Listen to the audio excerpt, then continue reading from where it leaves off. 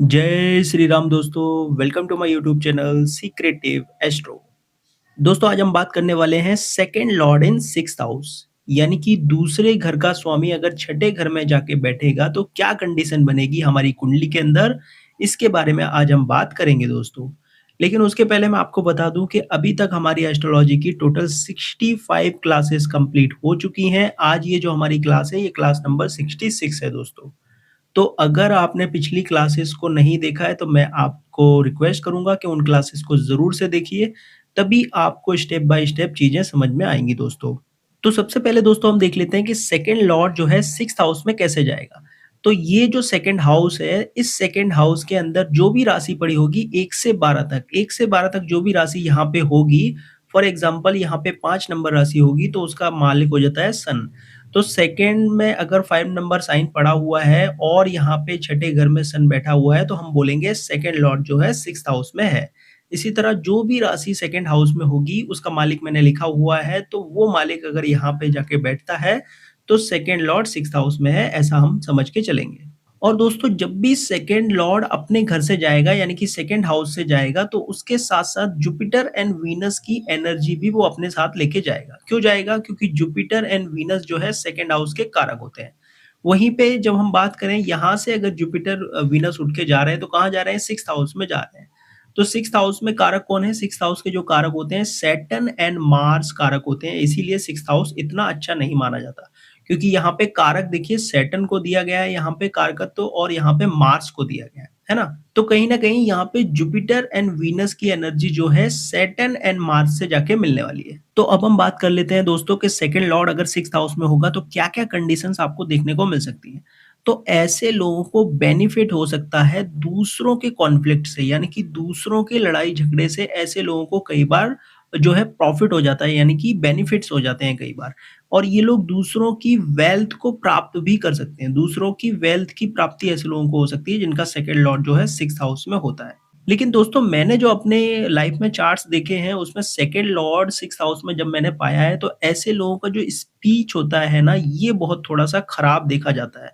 यानी कि ये अपने बोलने से, अपने बोलचाल से कॉन्फ्लिक्ट क्रिएट करते हैं, लड़ाई झगड़े इनके बोलने से कई बार हो जाते हैं। तो इनको अपनी जुबान पे कंट्रोल बहुत ज़्यादा रखना चाहिए, जिनका जो है सेकंड लॉर्ड जो है सिक्स्थ हाउस में होता है। अब देखिए सिक्स्थ हाउस डेली रूटीन का भी है, रूल्स एंड रेगुलेशंस का भी है, तो ये सारी चीज़ें इनको अप्लाई करनी चाहिए अपनी जुबान के ऊपर। यहाँ पे फूड भी आ जाता है, सेकंड हाउस में हमारी फैमिली भी आ जाती है, हमारी वॉइस भी आ जाती है, तो स्पेशली अपनी जुबान पे कंट्रोल ऐसे लोगों को होना चाहिए कि कब बोलना है, कितना बोलना है, क्या बोलना है किसको। तो इसमें कई बार ऐसी चीज़ें देखने को मिल जाती हैं, अगर मेलेफिक प्लैनेट है तो ये बहुत खराब कंडीशन हो जाती है सेकंड लॉर्ड सिक्स्थ हाउस में होना। तो बोलने पे हमेशा कंट्रोल ऐसे पर्सन को होना चाहिए। तो इनके बोलने से कई बार कॉन्फ्लिक्ट होते हैं इनके फैमिली मेंबर्स के साथ या इनके रिलेटिव्स के साथ, क्योंकि छठा घर जो है रिलेटिव्स का भी होता है। स्पेशली जो मैटरनल फैमिली होती है वो छठे घर को भी रिप्रेजेंट करती है। तो उन लोगों के साथ ऐसे लोगों के जो है कॉन्फ्लिक्ट देखने को मिल जाते हैं। जिनका सेकंड लॉर्ड सिक्स्थ हाउस में होता है, ऐसे लोगों की दूसरों के धन पे जो है नज़र होती है, दूसरों की वेल्थ पे ऐसे लोगों की नज़र देखी जाती है। अब इनका जो फैमिली होगा, उस फैमिली की कोई ऐसी प्रॉपर्टी हो सकती है, ऐसी कोई ज़मीन हो सकती है जो कि विवादास्पद हो, यानी कि विवादों से घिरी हुई हो सकती है। कॉन्फ्लिक्ट, लड़ाई-झगड़ा उस ज़मीन के ऊपर या उस प्रॉपर्टी के ऊपर हो सकता है, जिनका सेकंड लॉर्ड सिक्स्थ हाउस में होता है। इन लोगों की लाइफ में स्ट्रगल बहुत ज़्यादा होता है मनी से रिलेटेड, पैसे से रिलेटेड, क्योंकि सेकंड हाउस पैसे को दिखाता है और छठा घर जो है लड़ाई-झगड़े को दिखाता है, कॉन्फ्लिक्ट को दिखाता है। तो पैसे से रिलेटेड इनके कई बार एनिमीज़ भी बन जाते हैं।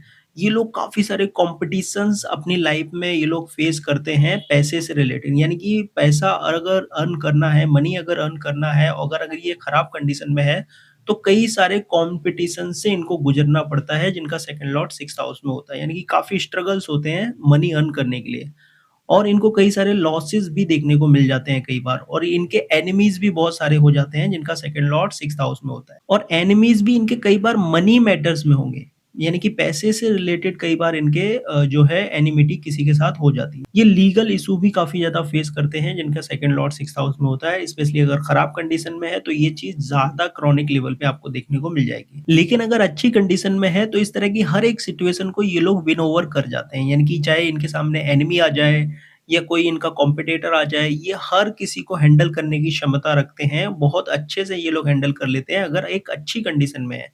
देखिए ये सिचुएशंस तो बनेंगी, लेकिन कंडीशन कैसी है? अगर कंडीशन अच्छी है सेकंड लॉर्ड की 6th हाउस में, तो ये सारी चीज़ों को ये लोग एन्जॉय करते हैं, है ना?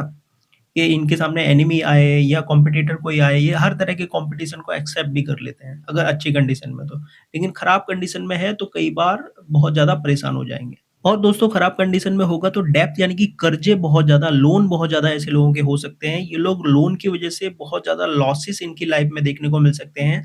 लेकिन अगर अच्छी कंडीशन में होगा तो ये लोन से ही अर्निंग भी करेंगे। यानी कि ऐसे लोग दूसरों को कर्ज़ा देके कई बार उससे ही पैसा कमाते हैं, यानी कि जो ब्याज वगैरह पे जो पैसा देते हैं, उस तरह की कंडीशन भी इन ऐसे लोगों को देखने की मिल जाएगी। अगर ये सेकंड लॉर्ड 6th हाउस में अच्छी कंडीशन में है, तो ये कर्ज़ा देके पैसा कमाएँगे, और अगर खराब कंडीशन में है, तो ये खुद भी कर्ज़े में जो है डूब जाते हैं कई बार।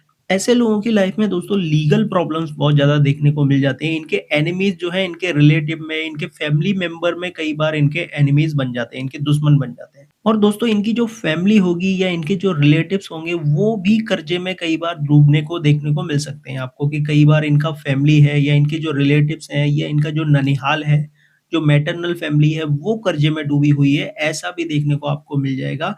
फाइनेंशियल लॉसेस में ऐसे लोग घिरे हो सकते हैं, इनके फैमिली मेंबर या फिर इनके जो रिलेटिव्स होंगे, वो भी आपको देखने को मिल सकते हैं। इसके अलावा दोस्तों अगर आप गौर करेंगे तो जो सेकंड हाउस होता है, वो 7वें घर से 8वाँ होता है, और 8वें घर से जो है 7वाँ होता है। यानी कि यहाँ से जब आप गिनेंगे सेकंड हाउस को तो 8th हो जाएगा, और यहाँ से जब आप गिनेंगे तो सेकंड हाउस जो है 7th हो जाएगा, ठीक है? इसके अलावा अगर हम बात करें 6th हाउस की, तो 6th हाउस जो होता है वो 12th होता है फ्रॉम 7th, यानी कि 7वें से 12वाँ होता है। तो इस तरह की कंडीशन में अगर ये मेलिफिक प्लैनेट है, सेकंड लॉर्ड अगर 6th हाउस में जाके कोई एक मेलिफिक प्लैनेट है, तो ऐसी कंडीशन में कई बार ये मैरिज में ब्रेक करवाता है। यानी कि तलाक या डिवोर्स वगैरह भी आपको देखने को मिल सकता है यहाँ पे सेकंड लॉर्ड अगर 6th हाउस में, क्योंकि सेकंड हाउस हमारी फैमिली को भी दिखाता है।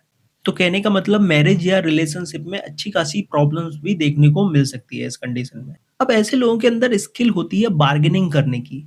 इनका सेकंड लॉर्ड जो है 6th हाउस में होता है, तो बार्गेनिंग करने की बहुत अच्छी इनके अंदर ये क्वालिटी होती है। स्पीकिंग एबिलिटी भी बहुत अच्छी होती है, लेकिन दिक्कत वहीं आ जाती है जब अपने बोलने की वजह से ये कई बार झगड़े कर लेते हैं या कॉन्फ्लिक्ट क्रिएट कर लेते हैं, वहाँ पे दिक्कत आ जाती है।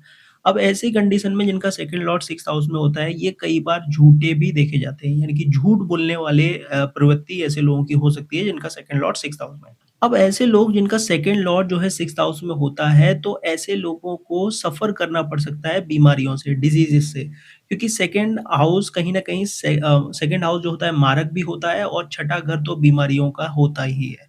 तो इस कंडीशन में ऐसे लोगों का काफ़ी सारा धन खर्च हो सकता है अपनी ही डिज़ीज़ पे, अपनी ही बीमारी पे। और कहीं से 8th लॉर्ड का भी कनेक्शन बन गया तो ये बीमारी क्रॉनिक लेवल की भी हो सकती है। अब इसके अलावा सेकंड हाउस हमारी फैमिली को भी दिखाता है, तो कहीं न कहीं, और यहाँ पे जो है हम अगर 6th हाउस की बात करते हैं, तो यहाँ पे हमारे रिलेटिव्स भी आते हैं। तो हो सकता है कि इनका धन जो है अपने किसी रिलेटिव की हेल्थ के ऊपर भी खर्च हो जाए। इस तरह की कंडीशन भी देखने को मिल सकती है आपको। अब मैंने एक चीज़ बोली थी दोस्तों फूड के बारे में, फूड पॉइज़निंग ऐसे लोगों को देखने को मिल सकती है। फूड और ड्रिंक्स वगैरह बहुत ही ज़्यादा सोच समझ के ऐसे लोगों को लेना है। कई बार ड्रिंक करते हुए भी ऐसे लोग पाए जाते हैं, लेकिन मेरी ऐसी एडवाइस होगी ऐसे लोगों को जिनका जो है सेकंड लॉर्ड 6th हाउस में है, इनको हमेशा डेली रूटीन बना के चलना है। यानी कि क्या खाना है, कब खाना है, कितना खाना है, इनका डेली रूटीन ज़रूर होना चाहिए, डाइट ज़रूर इन्होंने फिक्स करनी है, तभी इनकी लाइफ़ की प्रॉब्लम सॉल्व होगी। फेस, आइज़, माउथ या टीथ से रिलेटेड जो है इश्यू ऐसे लोगों को हो सकता है। अब देखिए कई आपको ऐसे टीथ स्पेशलिस्ट भी देखने को मिल जाएँगे जिनका सेकंड लॉर्ड 6th हाउस में होता है।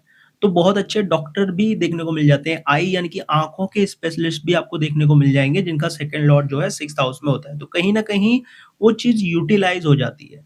तो इस तरह के प्रोफ़ेशन बहुत अच्छे हो जाते हैं ऐसे लोगों के लिए जिनका सेकंड लॉर्ड जो है 6th हाउस में होता है, क्योंकि एनर्जी कहाँ चली गई? यहाँ पे चली गई। अब ऐसे लोगों को जो है मनी से रिलेटेड वेल्थ मिल सकती है, ऐसे लोगों को जो है मैटरनल फैमिली से, मैटरनल अंकल यानी कि जो हमारे मामा होते हैं वो भी छठे घर से देखे जाते हैं, तो उनके माध्यम से वेल्थ मिल सकती है। अब दोस्तों सेकंड हाउस जो होता है वो 6th होता है 9 से, यानी कि 9वें घर से छठा होता है, और जो 6th हाउस होता है वो 9वें घर से 10वाँ होता है। तो ऐसी कंडीशन में ऐसे जातक के जो फादर होंगे यानी कि जो पिता होंगे, वो कुछ इमोरल एक्टिविटीज़ के माध्यम से अर्निंग कर सकते हैं। यानी कि उनके कुछ ऐसे सोर्सेस हो सकते हैं जो कि थोड़े से इमोरल हों, जो कि थोड़े अनैतिक हों।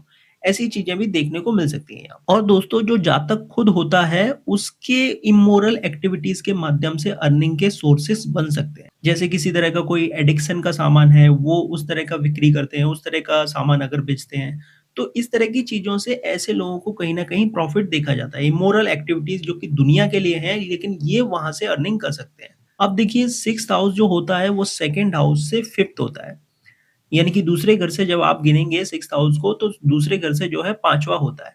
तो इस कंडीशन में ऐसे लोगों को स्पेकुलेशन, शेयर मार्केट, लॉटरी या गैम्बलिंग से अर्निंग करने की इच्छा हो सकती है। ऐसे लोगों का ये डिज़ायर हो सकता है।